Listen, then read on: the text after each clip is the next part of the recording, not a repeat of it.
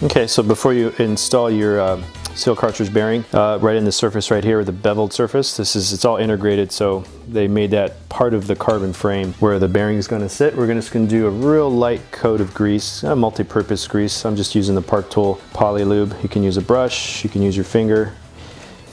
Just a little bit of grease in there, so mainly maybe it helps so when you go to take it out, it's not going to get stuck. Maybe cut down on any possible squeaking, things like that. So you're going to do the top and you're going to do the bottom. And I think if you do the head tube itself, you're okay. No need to do the bearings as well. Again, you don't want a lot of grease in here.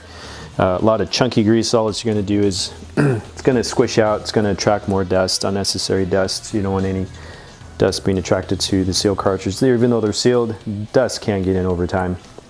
So we got those taken care of. All right, so you got two different size bearings. You got a big one and a small one. One's for, you're running probably 1 1/8" at the top and 1.5 inches at the bottom. So we're gonna go ahead, good time to check your bearings, whether they're used or brand new. Make sure they spin, stick your finger in there, give them a spin. You're gonna feel a little resistance. It's not gonna spin really easy right off the bat because you got fresh grease in there. Maybe if they're ceramic, they'd spin a little faster, but overall it should feel nice and smooth, no gritty, no tight spots.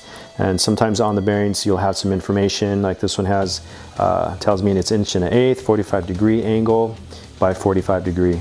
So that's part of the chamfer edges that we see there.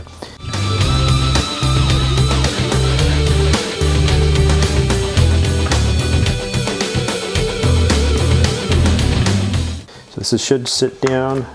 Diameter wise, it should be a pretty snug fit. It should not move around in there. And it's probably sitting just about 1 millimeter below the surface, which is good. So what we're going to do as well, we're going to make sure that your new or old fork has you're going to use the crown race that the headset came with. So we're going to clean the surface off. And on the new ones, stuff like this is an FSA headset. It has a little split in it. It's got a ridge at the top. You can see another angle. Angle is going to be pointed upward. This you can actually press down with your fingers because it has that split. It actually expands open, and this will work just fine. And then we're going to go ahead and make sure the angled portion of the bearing is on top. That's going to slide on. That way you can meet the angled portion when it comes up here.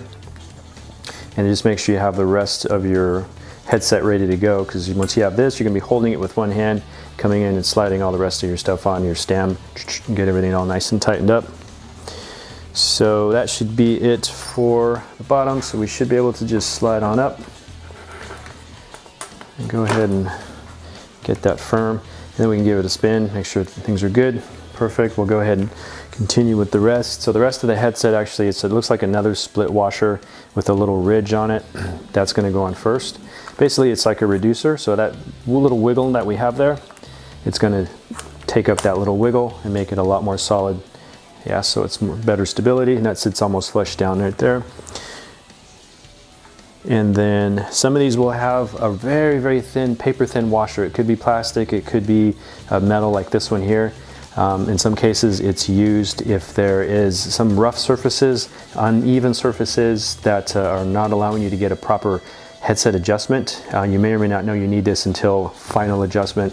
If something feels really rough, you can stick this in there and it would probably take care of any unevenness. I'm going to go ahead and leave it out for now.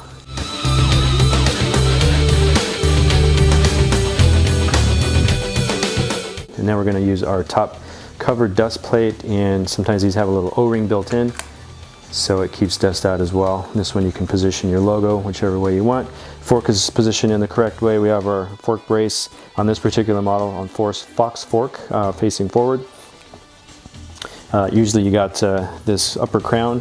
The two legs are pointed forward. Back here, this portion is actually bent back. So two shoulders pointed forward, going towards the front of the bike. And then once we got that, then you're ready for some spacers.